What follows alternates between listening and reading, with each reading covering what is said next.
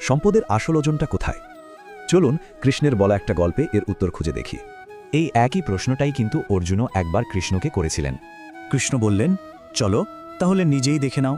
আর সেখান থেকেই শুরু হলো এক আসল পরীক্ষা। ছদ্মবেশে কৃষ্ণ আর অর্জুন দেখলেন দুটো একদম ভিন্ন ধরনের যাত্রী নৌকায় উঠছে। একজন তো ছিল খুব অহংকারী বণিক ধনঞ্জয়, আর অন্যজন সুবল নামের এক সাধাসিধে গরিব কৃষক। বণিকটা তো খুব গর্ব করে বলছিল তার টাকার থলি নাকি তার সবচেয়ে বড় ভরসা।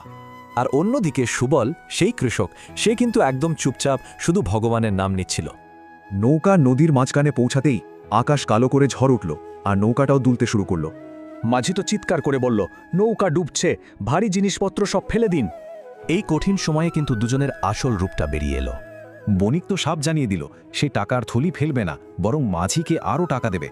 কিন্তু তার ওই লোভের ভারটাই বড্ড বেশি হয়ে গেল। শেষমেশ নৌকাটা উল্টে গেল। সুবল হালকা হয়ে যাওয়ায় সহজেই সাঁতরে পাড়ের দিকে এগোতে লাগল, আর ধনঞ্জয় সে তার সম্পদ নিয়েই ডুবতে শুরু করল। ব্যাপারটা দেখুন, যে টাকার থলিকে সে রক্ষা কবচ ভাবছিল, সেটাই তাকে ডুবিয়ে মারছিল। এই দেখে অর্জুন তাড়াতাড়ি গিয়ে বণিকে টাকার থলিটা কেটে দিলেন। লোকটা প্রাণে বাঁচল।